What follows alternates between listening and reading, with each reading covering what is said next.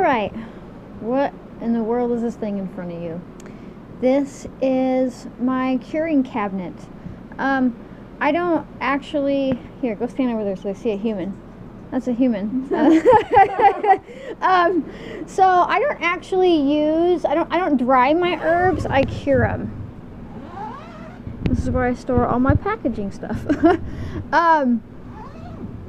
And the difference is drying uses generally like warmth and moving air. I use darkness and I pull the moisture out of my plants.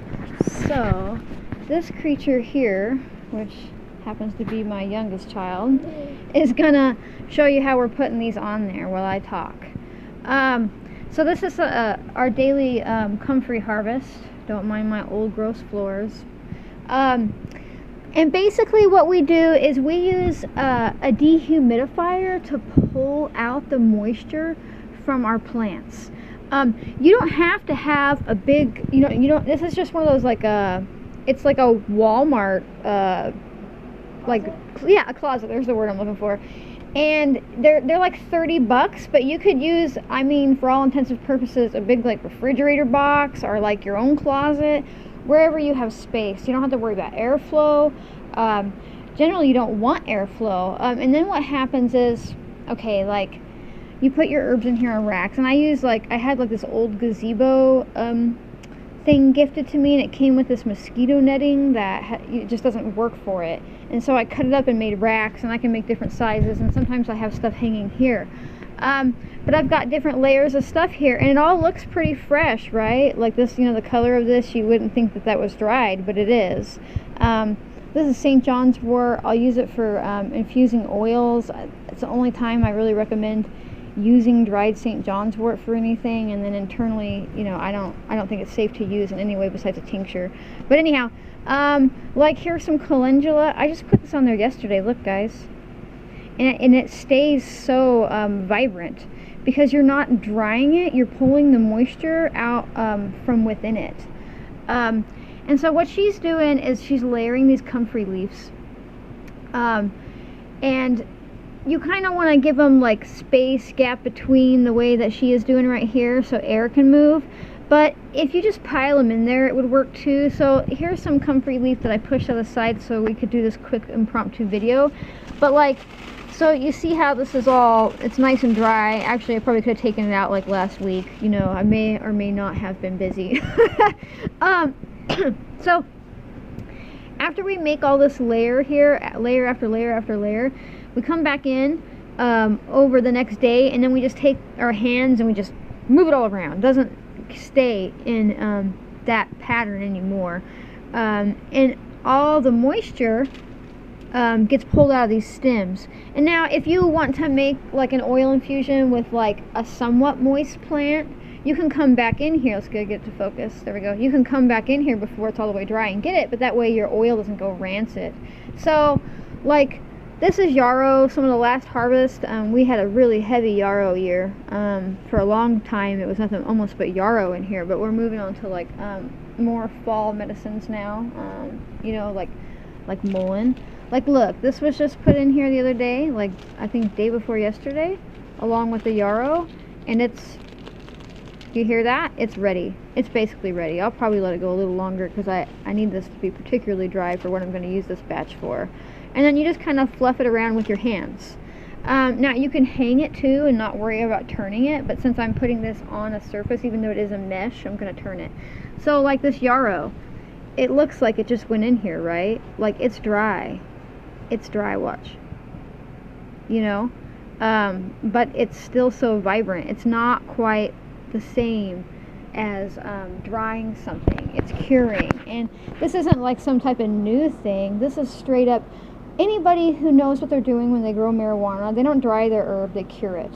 And I'm not even gonna lie, I mean, that was a huge part of my life for a long time, the medical marijuana industry in Oregon, California, and Washington.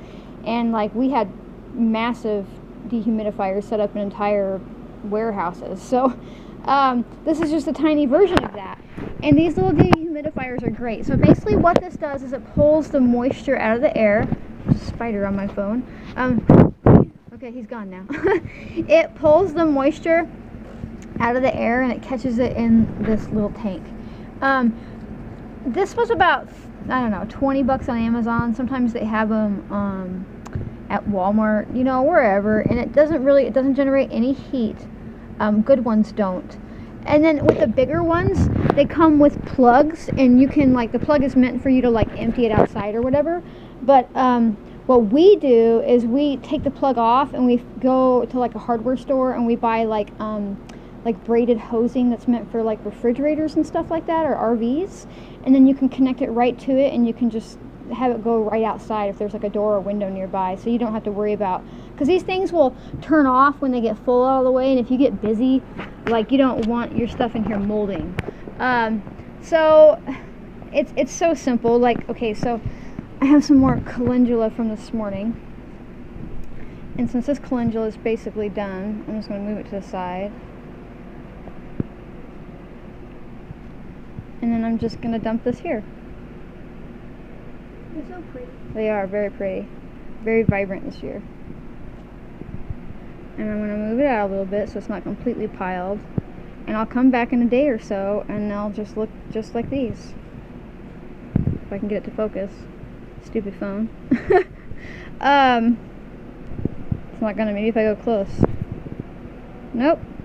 That's just, oh, there it is. They'll look just as vibrant as these. And curing your herbs is the difference in quality, you know, between curing and drying. Make a huge difference. So you see she's got a good stack going on here. We've got about half a basket to go.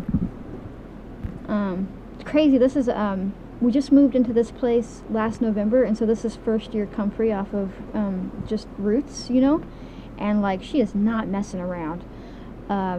We planted about 20 crowns, so I did not expect for her to be so happy this year. We've probably done 10 or 12 harvests this size already, and you know, we'll go all the way till October. So you know, this is how you do that. But really, it's so easy. You could do this with any little box, or you can. They have smaller ones of these too. You know, they have ones that are like half size. You could even use like an old fridge. You could use an old cupboard. Anything that you can somehow suspend herbs in, making sure that if they're laying on something that it's like a mesh, because it won't really work if this is like a solid layer. A what? Like kind of like tarp? Yeah, you wouldn't want to use a tarp or like shelf. If like you're going to use like a shelf cupboard type thing, you gotta take the shelving out. You could use, like, I've used chicken wire before, rabbit wire, anything that's going to let air get through the bottom of it. And then, you know, I've always got, you can see how much I've doing down here. I've always got, like, this is like herb drop-ins. It's from when you move it around with your hands, all kinds of just, you know, there's like St. John. No, it's not seeds. It's like St. John's wort and like yarrow bits and all kinds of stuff in the bottom here. Is this spider? There's a spider. I see him. I see him. Is he alive? Yeah. He's moving slow. He's cute. So yeah, we're just gonna keep piling this on there, and then it just grew funny. Looks like he got chopped off. I'm not sure. So anyhow, that is how we cure our herbs. And it really does make a difference in the quality of the stuff I make, guys.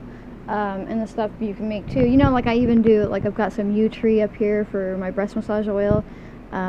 So it just makes it easier because then I can just pop it all off.